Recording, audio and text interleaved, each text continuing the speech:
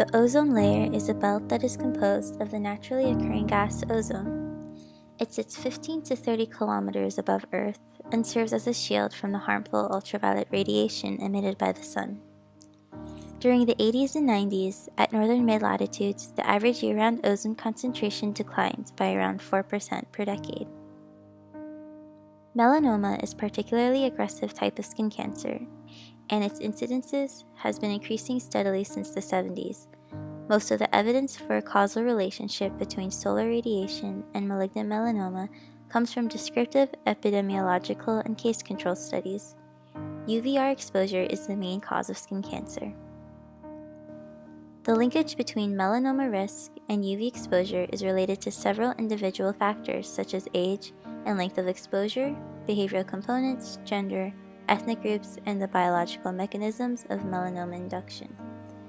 According to a 2008 cross-sectional study published in the International Journal of Epidemiology, in the last 30 years, the rate of newly diagnosed melanomas has more than tripled in men and more than doubled in women in the US.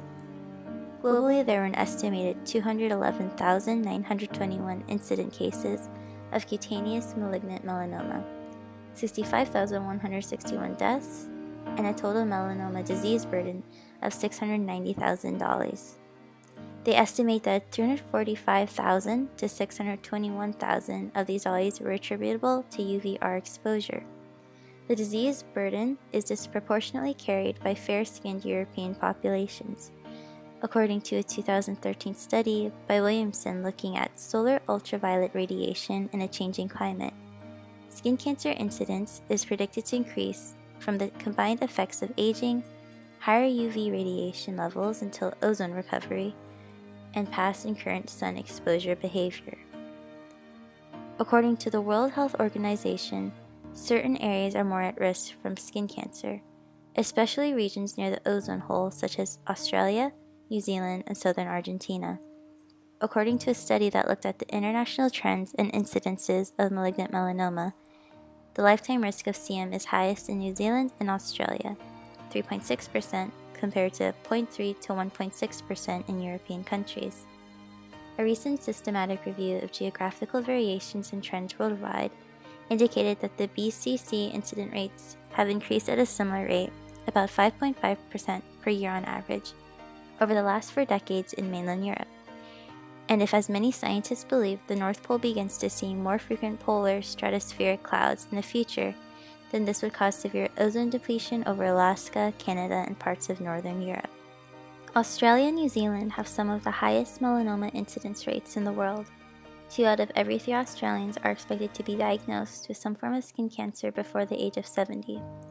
Between 1982 to 2016, there had been an increase of 27 cases per 100,000 to 49 cases per 100,000. How much of this can be attributed to the ozone hole over the Atlantic is not certain, as there are many attributing factors to consider. However, using data from the Nimbus 7 satellite, total amounts of ozone had been depleted by 21.1% at 85 degrees south from 1979 to 1992. Additionally, Australia's large population of European descendants near the equator is another variable, with Queensland having the highest incident rate with 71 cases per 100,000. Nordic countries experience some of the highest rate of skin cancer within Europe. This could be in part due to the overall genetic makeup, where fair skin, blonde hair, and blue eyes are associated with higher risks of skin cancer. The thinning of the ozone could be another attributing factor. The Nimbus 7 satellite had calculated 8.8% decrease at 85 degrees north during the year 1979 to 1992, with a regression model estimating a 13.7% increase in melanoma, with a 10% increase in UV.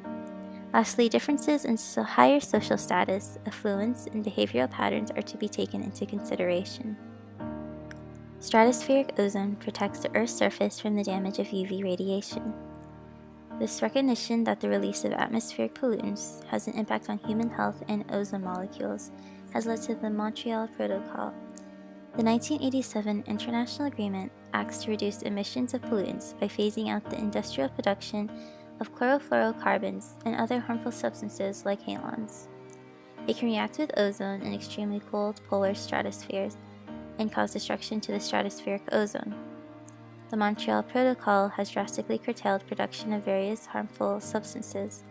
However, because of the long life of these substances in the atmosphere, recovery is not expected until around 2050. There are two ways that sunscreen protects the skin against UV radiation. Common inorganic materials such as titanium dioxide or zinc dioxide form a physical barrier that reflects UV waves. Organic materials absorb rather than reflect the UV rays and release it out as heat. In addition to using sunscreen, wearing protective clothing and avoiding long periods of sun exposure around midday when the UV rays travel shorter distances to reach Earth's surface is advised. The large campaigns in Victoria, Australia, organized by the Anti-Cancer Council that have been met with success in educating the public on skin cancer prevention. The Slip, Slop, Slap, and the SunSmart programs has effectively changed attitudes and behaviors of Victorians with regards to sun exposure and skin cancer. Since 1988, when the campaign began, there has been an increase in people who are reporting on seeking shade, using sunscreen and protective clothing, as well as avoiding the sun midday. Following the campaigns, there has been a decreased incidence rate of melanoma for individuals under 40 years of age, from 13 cases per 100,000 in 2002 to 9 cases per 100,000 in 2016. An increased incident rate of skin cancer was seen during the late 20th century. Around the same time, scientists began observing a decrease of ozone in the atmosphere. Ozone depletion allows for the increase of UV radiation reaching the Earth's surface. With the evidence presented above, it suggests a strong relationship between the increase of ozone depletion and an increase in skin cancer.